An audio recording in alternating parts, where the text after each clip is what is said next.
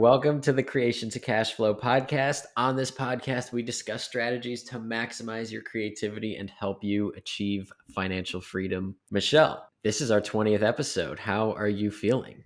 I'm excited. It is our 20th episode. That's crazy. Didn't you tell me there's a statistic or something about people who create a podcast? I sure did. And as you can imagine, I have that statistic written down so I can tell it to you. Oh, 95% of podcasts never even make it to their 20th episode. So we're in the top 5 percentile of just podcast episodes created. And this morning I woke up to some amazing feedback on Twitter from people that were loving it too, which, like, what else could you ask for? So guys, if you are listening to this, if you have enjoyed the last 20 episodes, or maybe this is your first, please share that with us and share ideas with us too. If you have a guest you want us to bring on, if you have an idea for an episode, if you have a question, if you want to be the guest, reach out. You could always find me on Instagram and TikTok at Get Ahead with Nick, and I will answer your DMs. Shoot us an email, whatever you need to do, because we are always open to these things. We do this for you, and we are so happy to have you here listening.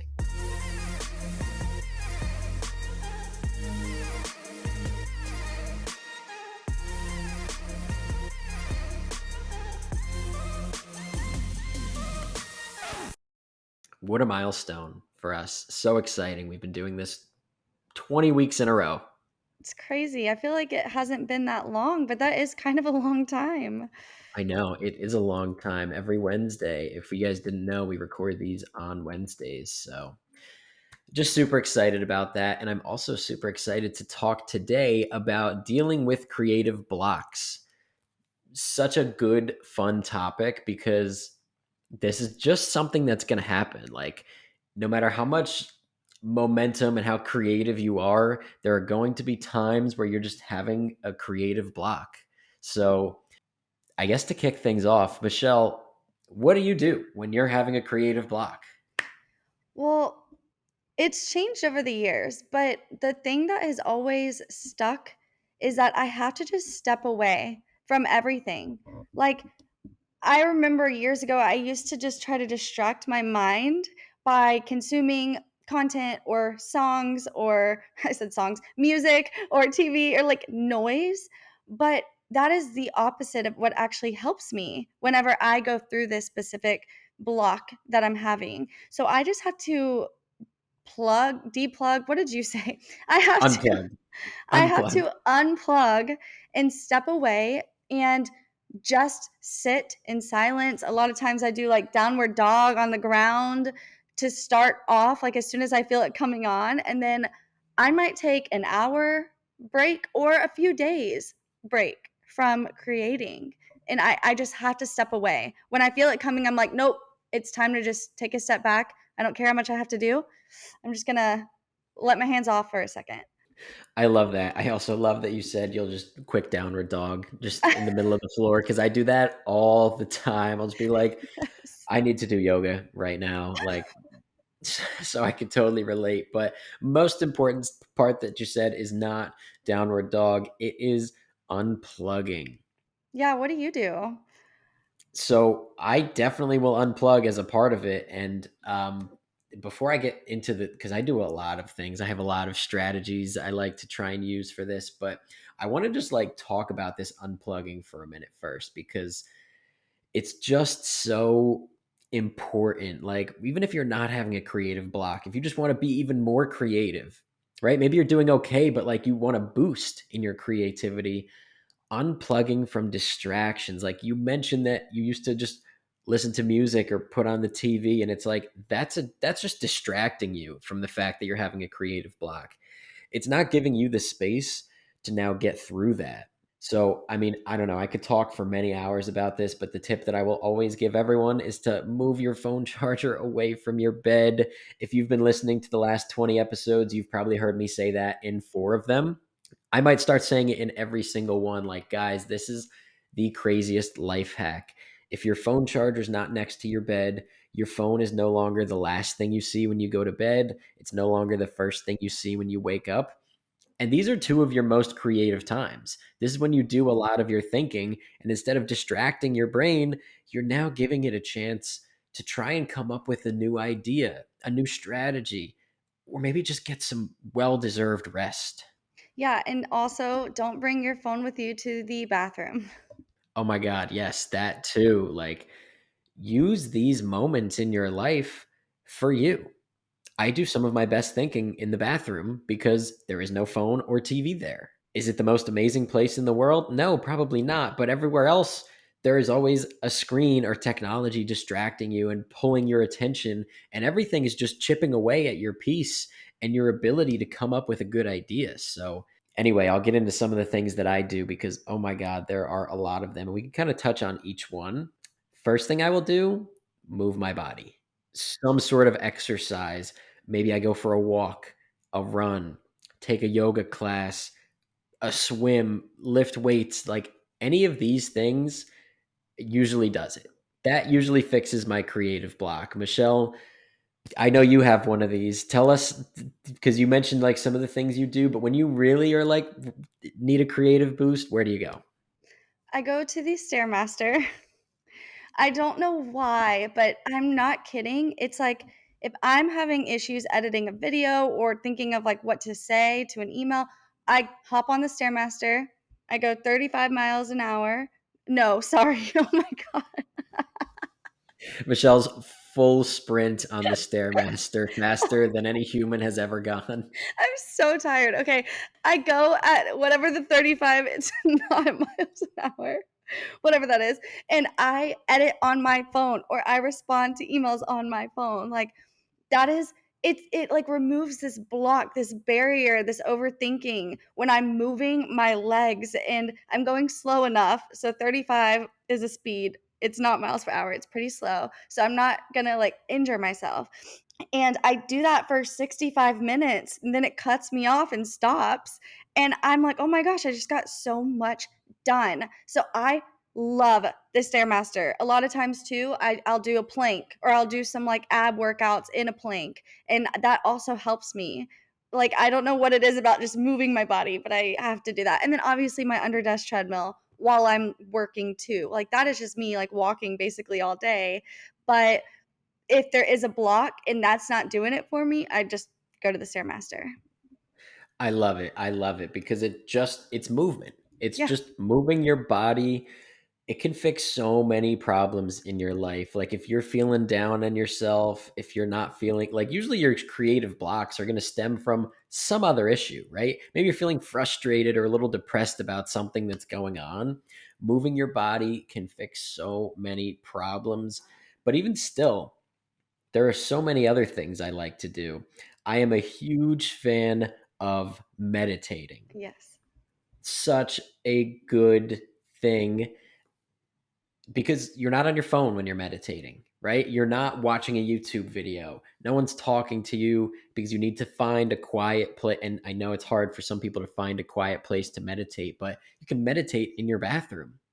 I'll meditate in the shower sometimes because I'm like, no one's bothering me here. I finally have a minute and I will meditate. And this allows you to really like dive into like the depths of your own mind and see like what's really going on. Like, is there something like, is my ego blocking me from whatever creative project I'm trying to start or continue? Is there something else going on that is stealing my attention? Like, meditating is just so good. And if you can't find a place to meditate and you want to give like serious meditation a try, once or twice a year, I will go into a sensory deprivation tank, also known as a float spa. These are fantastic. It's this like gigantic looking bathtub. It's like it opens up like a clamshell, or at least most of them do. And inside it, the water is 98.6 degrees. It has like 1,000 pounds of Epsom salt. So you get into this thing, you could do it in a bathing suit, or you could just all natural in this tub, and you float because of the Epsom salt because it's so dense. So now you're floating. It's weightless. It's the same temperature as you, so you don't feel anything. And when you close the lid, you are in complete darkness. You also have to do it with earphones or like earplugs in so that the salt water doesn't get in your ears. Wow. So now all of your senses have been taken away from you because you're not tasting anything, can't feel, can't see, can't smell, and you can't hear. And other than if you ever go to space or like when you're like a child in your mom's womb, you will never feel anti-gravity like that. And it Wow. is incredible. Like when you open your eyes, it is as dark as when they are closed, which is a little bit spooky. You could also leave the lid open if you're like, I'm going to throw up at the thought of that. But it is because some people are claustrophobic, and that's fine. Mhm. But it is the most tranquil place ever.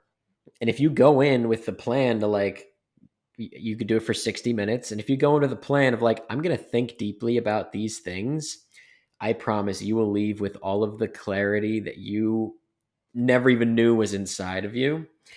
It's just one of those things that you have to try for yourself. But thankfully, I'm sitting on a gift card. I'm looking at it. It's taped to my whiteboard so I don't forget. But I have a gift card to go do it again soon. I'm just waiting until I need like my next creative boost. So they are super cool. Have you ever done this, Michelle? No, but I definitely know there's so many around LA, so I need to do that. That sounds heavenly.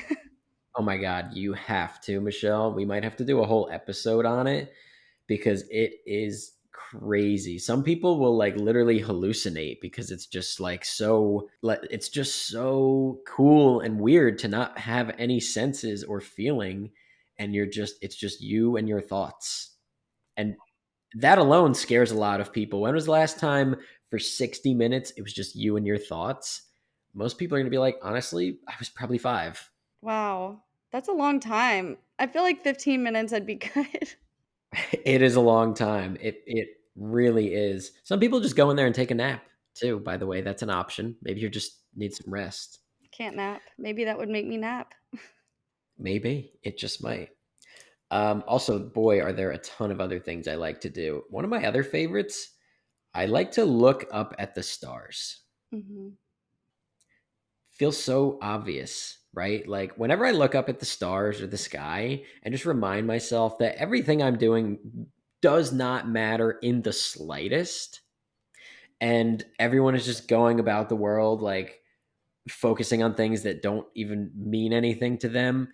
And then I kind of reground myself and I'm like, this life is so much more simple than we make it out to be. Like, find a way to do something you love and make money doing it so you can feed yourself and your family, and just spend time with people you love and doing things that make you happy. And like, that's all everything boils down to.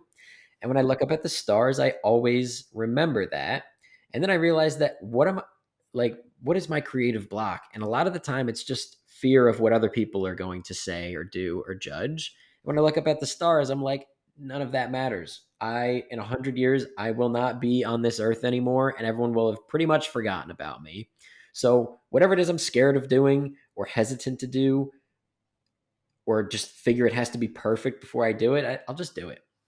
Oh, God, we need to make that a clip. Like that is it's so true, Nick. That's so powerful. And that like makes me feel so at peace just hearing that because I know that, but it's just so nice. But I have to look at the city and all the cars and all the people. So you like the stars. We don't get those here. But I do look at I mean, I'm sure there's a lot of movie stars out there somewhere, but I look at like Definitely. the cityscape, the palm trees, the just how many people are driving right now, and I'm like, "Wow, what I'm doing it like, no one really knows what I'm doing right now. I can just do the best I can, and, again, I won't be here in 100 years, maybe just like you." I'm gonna try. I'm gonna try to be around 100 years from now. But honestly, at that point, I'm not gonna be contributing a whole lot to society. I will probably be barely getting around the house. So just do something that you love. Just do something that you love, everybody. It's true. Life is way too freaking short. Nobody really cares that much about you, like, thinks that much about you, and we shouldn't care what other people think about us, especially if we're doing good. If we're doing good for one person, who cares what it took to get there? If it's cringy, if it's whatever, it doesn't matter. Oof, this is already just such a good episode. I have so many more of these things too. We could go on for hours, but the last few are a lot shorter. The beach slash anywhere in nature. Yep. Go to these places, leave your phone in the car or in a backpack or in your fanny pack, just some place where you're not going to be on it, and go experience nature. People were not always living in these weird concrete cities and things that are just not really natural. Like a couple hundred years ago, we were always in nature. And I'm sure people were not having creative blocks a few hundred years ago because they didn't know what to post on their LinkedIn today because they make a post every Wednesday. So spend a little time in the places that you've come from, like near a waterfall. Go touch a tree, go to the beach, jump in the ocean, even though it's a little bit cold, right? Live a little bit in nature. And I promise it might not even solve your creative block, but it's just like looking at the stars where you're going to come back and just be like, I actually didn't even have a creative block in the first place. I was just getting too wrapped up in what other people think of me that I wasn't starting my creative project. Mm. Or overthinking what I'm doing and comparing it to others. I know a lot of people struggle with that too, is just like they're seeing somebody else do something and then suddenly there's a block because it is comparing, but it's more like not because of what others think, but more so like I'm not as good as them kind of thing. And that's detrimental to a creator in general. Any Yeah, kind of creator. Don't do that. it's it's true. Definitely don't do that. That is a really good tip. And where do we compare ourselves to other people? When we're on our phone or the internet or we're scrolling. So it's like, again, when you unplug from these things, that will solve your creative block a lot of the time because now you're just comparing you to what you're capable of versus what you're trying to create versus what other people have created. And you don't get to see all of the hard work that was on their part. So it almost always comes back to unplugging. But if you're still stuck and you're like, all of those activities are not up my alley, try going tanning. Spend some time in the sun, not in a Mhm. tanning bed. Spend some time in the sun. I love to just sit in the sun like a crocodile and bake. Mhm. Oh my God, this is one of my favorite activities in the world. I will always feel like $1 million after, as long as I did not fall asleep out there and burn myself to a crisp. Tanning is the best. It's just like everything else in nature. Like, we did not always live in these houses that we leave for 20 minutes a day just to get right into our car and drive someplace and drive back. We used to spend a lot of time outside in the sun, breathing fresh air with the sun on our skin, bare feet connected to the ground. I have some of my most creative ideas when I'm sitting in the sun because it is too bright to look at my phone. So I'm just sitting there and I'm thinking. Yeah, it's true. But wear SPF, y'all. The sun can be dangerous, especially in California. Yes, that's another really good tip. And the last thing I will do is I will go play golf. And it's the same theme as pretty much everything else. I am unplugged and I am in nature and I am doing something fun and I'm creating something, which kind of leads to our next thing. Michelle, once you feel like you've kind of worked your way through the block, what do you do next? Well, Let me rephrase that to be a little more clear because I know I know what you do. You will post something. yes. You will just create. So let me kick it over to you now. Yeah. So once I've unplugged and I feel inspired again, even if I don't feel that inspired, but I know like, okay, it's time to get back into the swing of things, I have to execute something. I have to create something.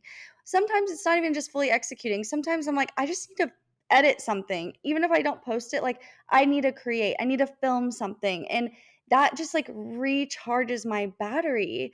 And when it's a real bad block, like I was having on TikTok this past week, I'm like, I'm just gonna post something. I don't care how it does. I need to post. I'm gonna post. I want to post. And I'm overthinking this because I probably care how it's gonna perform. And as soon as I post it, it's like this weight is lifted off my shoulders and I'm creative again and I get my momentum started back again. I love that. And maybe someone listening to this isn't even on social media and they're like, oh no, but what do I do? You just need to create something, anything. I will write in a journal. once like I've done the other stuff, right? Like I spent some time in nature, I unplugged for a bit, or maybe I'm in the middle of that. Maybe I bring my journal or a piece of paper out into nature and I will write something, anything. Once the pen hits the paper, because sometimes like your brain, there's not much going on up there, but you start writing and suddenly words are filling the page. So just create something, even if it doesn't feel right yet. Creating something always will work. You could also draw something. I love to draw and paint, and I don't do these things very often because I just look at life and I'm like, I don't have time. I have to do this. I have to do that. And then I burn myself out, and now I need to step back, and I step back, and I'm like, I'm just going to draw something or paint something, whether it's a 5 minute doodle or I have so many things like paintings I've started. Um, one night during the pandemic, me and my girlfriend were like, let's like do like a wine and paint kind of thing, but like at home. And I was like, oh my God, that's a great idea. And she was like done with her painting in like an hour or two. And I spent 5 hours that night just drawing the outline of what I was going to paint. And I still have not, I'm like 60 or 70% done with that painting. It has now been well over 2 years. But even still, like, it was such a weight off my shoulders to just create something. Unfortunately, though, always take things too far. Was the lesson there, which was so funny because it's still not done. But the point is, create something. Go back to your roots. Draw something, whether it takes 5 minutes or 5 years. Yeah, it's true. Like, even sometimes I'll just, like, set my phone up and start talking to the camera and just talk. It's like my way of journaling too. It's just like, I'm just gonna start talking about things that I'm wanting to share or just, like, that I'm thinking, and it it just I start to get back into a flow where I'm like, "Okay, now I think I can, like, post a video soon where I'm talking to the camera," and it just kinda gets me back into that flow or just, like, into the rhythm. It's like a rhythm, and I get out of the rhythm, and it's hard to get back in, but once I'm in, it's good. But in order to get back into it, I have to, like, create something. And that actually just inspired me to mention another one. Call a friend. Sometimes you just need to talk to someone and just get something off your chest. And that might be the thing that's like creatively blocking you. So, like Michelle said, if you don't have someone to talk to, talking to your camera or just talk to yourself. It's not as weird as it sounds. No. I talk to myself all the time. I know I do too. We're like, that's normal, right? But call a friend, call your mom, call your aunt, call your grandma that you haven't talked to in a while. These are such easy things to do that not only will you feel better, but it will make that person's day. If you go call your aunt that you haven't talked to in a little bit and you're like, "Hey, I just wanted to talk and catch up." She is going to be over the moon excited.